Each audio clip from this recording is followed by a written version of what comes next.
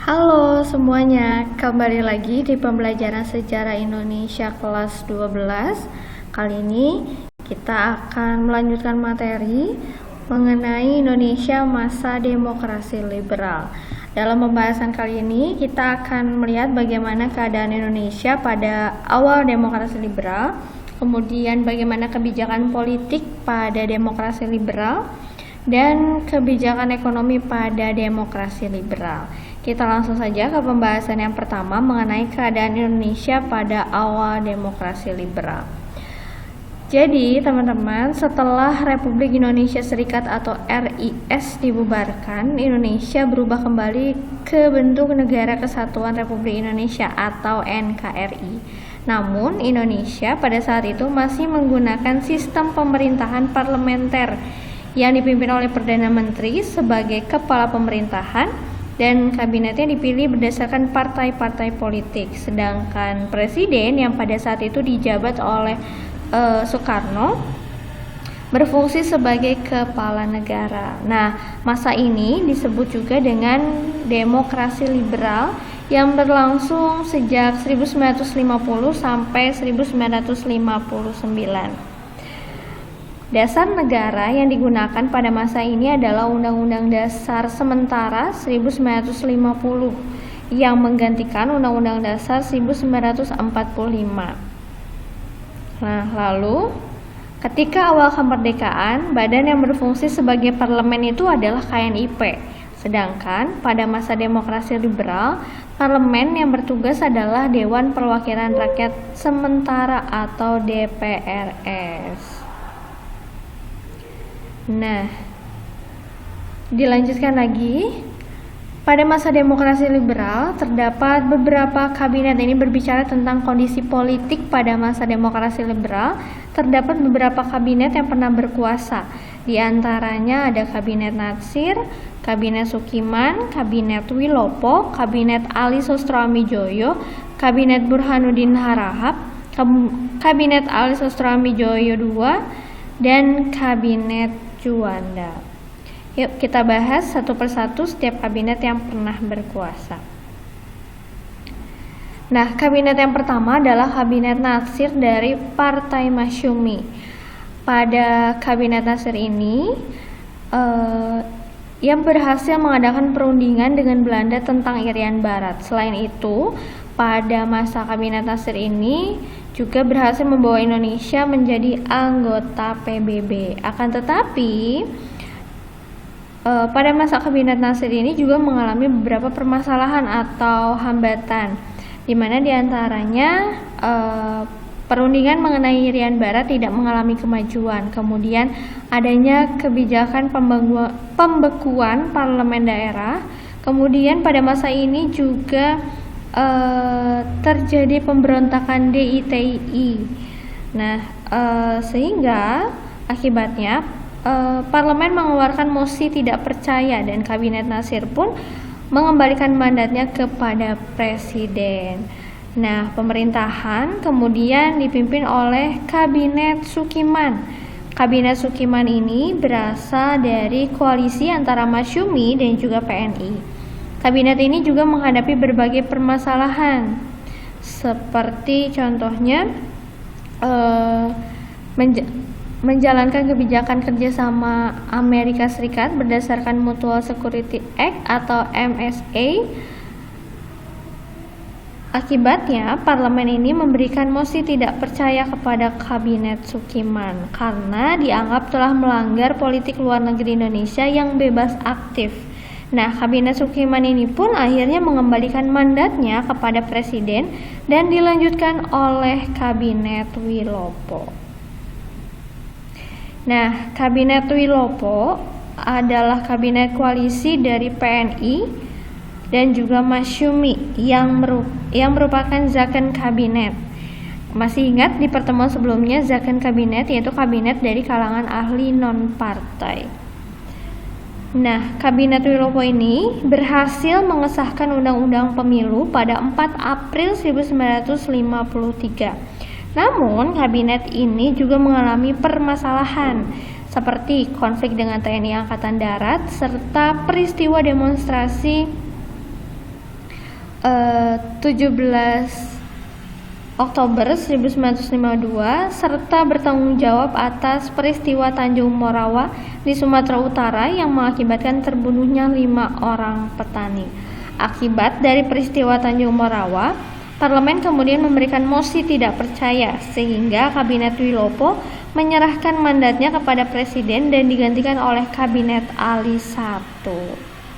Nah, Kabinet Ali I atau Kabinet Ali Sustroamidjojo I berasal dari koalisi antara PNI dan NU. Salah satu keberhasilan yang didapatkan oleh kabinet ini adalah berhasil menyelenggarakan konferensi Asia Afrika pada 19 sampai 24 April 1955 di Kota Bandung. Namun kabinet ini juga diterpa berbagai permasalahan seperti pemberontakan dalam negeri dan konflik dengan TNI Angkatan Darat pada 27 Juni 1955.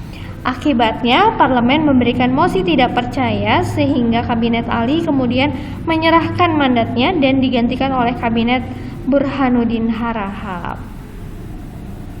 Nah, ini adalah Kabinet Burhanuddin Harahap. Kabinet Burhanuddin Harahap ini berasal dari Partai Masyumi. Kabinet ini berhasil menyelenggarakan pemilihan umum atau pemilu pertama pada tahun 1955. Pemilu dilaksanakan dalam 2 tahap. Tahap pertama untuk memilih anggota DPR pada 29 September 1955 dan tahap kedua untuk memilih anggota Dewan Konstituante pada 15 Desember 1955. Oke, apa itu Dewan Konstituante? Nah, Dewan Konstituante adalah sebuah lembaga yang bertugas menyusun undang-undang dasar yang baru untuk menggantikan Undang-Undang Dasar sementara 1950.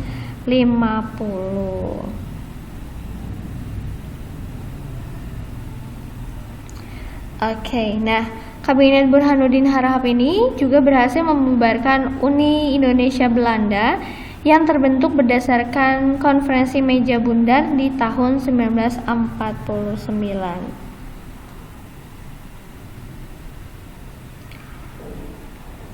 Nah, karena keberhasilannya dalam menjalankan tugasnya, kemudian Kabinet Burhanuddin Harahap digantikan dengan Kabinet Ali Sustroamidjojo II yang ditunjuk oleh Parlemen dari hasil pemilu yang pertama, yaitu pada tahun 1955. Nah, dalam periode yang kedua ini, Kabinet Ali Sustroamidjojo lebih dikenal dengan sebutan Kabinet Ali II. Kabinet ini dibentuk berdasarkan hasil pemilu dengan koalisi antara PNI, Masyumi dan juga NU. Kabinet ini menghadapi masalah besar di mana pada masa Kabinet Ali II ini terjadi gejolak politik di daerah serta adanya dugaan korupsi dalam kabinet. Sehingga ini pun mengakibatkan Parlemen menuntut Kabinet Ali II untuk mundur. Kabinet Ali II pun menyerahkan mandatnya kepada Presiden setelah jatuhnya Kabinet Ali II. Nah, setelah itu Soekarno segera membentuk Zakon Kabinet bernama Kabinet Karya dengan menunjuk orang non-partai yaitu Juanda Kartawijaya sebagai Perdana Menteri. Oke, nah lalu lanjutkan, apa saja prestasi yang diraih oleh Kabinet Juanda? Yaitu adalah pada masa Kabinet Juanda ia berhasil merumuskan Deklarasi Juanda pada 13 Desember 1957 yang membahas mengenai batas laut teritorial Indonesia.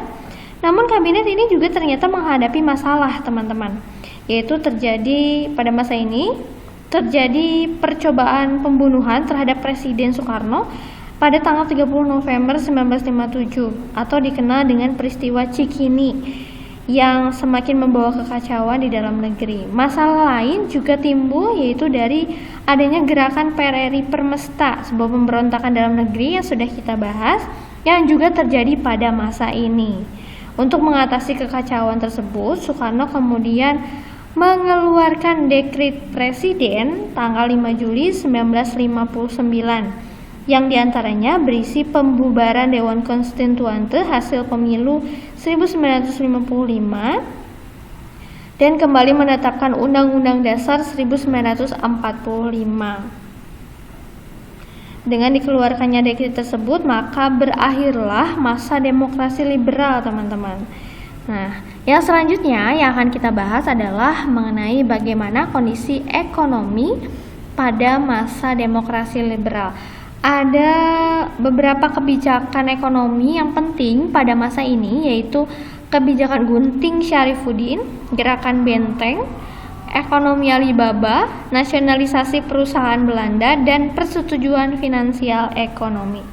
Mari kita langsung saja pada pembahasan yang pertama, yaitu kebijakan Gunting Syarifuddin.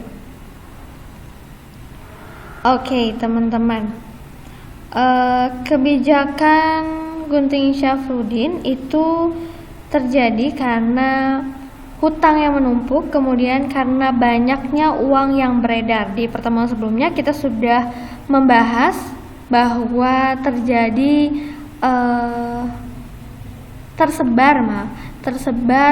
banyak mata uang. Ada 3 mata uang yang pada saat itu beredar. Nah, ini menjadi permasalahan, sehingga kemudian Menteri Keuangan Syafruddin Prawira Negara mengeluarkan sebuah kebijakan yang bernama Kebijakan Gunting Syafruddin pada 10 Maret 1950. Nah, kebijakan ini adalah kebijakan untuk memotong fisik dan nilai mata uang kertas dari mata uang Javasebank Bank yang dipecah menjadi 2. Yang sebelah kiri bisa dilihat, teman-teman, di sebelah kiri digunakan untuk alat pembayaran, sedangkan potongan sebelah kanannya itu ditukar dengan surat obligasi negara. Lalu yang kedua adalah kebijakan Benteng. Kebijakan ini diperkenalkan oleh Dr. Sumitro Joyo Hadikusumo pada April 1950. Kebijakan ini membatasi kuota impor terhadap komoditas-komoditas yang dapat diproduksi di dalam negeri, serta pemberian bantuan modal usaha kepada pengusaha-pengusaha Indonesia. Namun, kebijakan ini mengalami kegagalan karena pengusaha Indonesia ini dianggap kurang mampu bersaing dengan pengusaha Indonesia keturunan Tionghoa, serta budaya konsumtif yang masih melekat di masyarakat. Oke, yang selanjutnya adalah kebijakan ekonomi Alibaba. Kebijakan ini adalah bentuk kerjasama antara pengusaha Indonesia dengan pengusaha Indonesia keturunan Tionghoa. Namun, kebijakan ini juga mengalami kegagalan, teman-teman, karena banyaknya penyelewengan yang terjadi di lapangan, serta modal yang diberikan pun banyak digunakan untuk kegiatan konsumtif oleh para penerima modal. Nah, lalu selanjutnya kebijakan yang keempat adalah nasionalisasi perusahaan Belanda.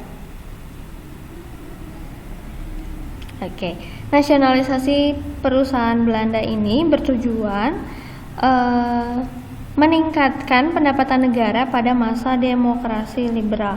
Beberapa perusahaan yang dinasionalisasi antara lain adalah KNILM, yaitu maskapai penerbangan, yang kemudian dinasionalisasi menjadi Garuda Indonesia di tahun 1950, dan juga di Javasebank Bank yang menjadi Bank Indonesia pada 15 Desember 1951.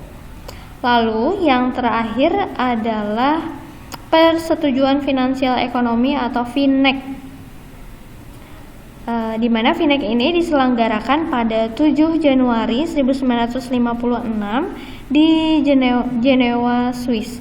Persetujuan ini diadakan untuk merundingkan masalah finansial ekonomi Indonesia yang masih berada di bawah dominasi Belanda sejak awal kemerdekaan. Pada awalnya, Belanda tidak menyetujui persetujuan finansial ekonomi ini. Akibatnya, Indonesia melakukan keputusan untuk membubarkan Uni Indonesia Belanda pada 13 Februari 1956 dan menandatangani pembatalan perjanjian konferensi Meja Bundar pada 3 Mei 1956. Hal ini sangat menguntungkan karena kebijakan tersebut Karena kebijakan tersebut, Indonesia dapat terlepas dari dominasi ekonomi Belanda. Oke teman-teman, pembelajaran kita mengenai bagaimana kondisi Indonesia di masa demokrasi liberal sampai sini saja. Terima kasih untuk teman-teman semua yang sudah memperhatikan, mendengarkan, menyimak dengan baik. Sampai ketemu di pertemuan selanjutnya. Thank you semuanya. Stay safe and healthy.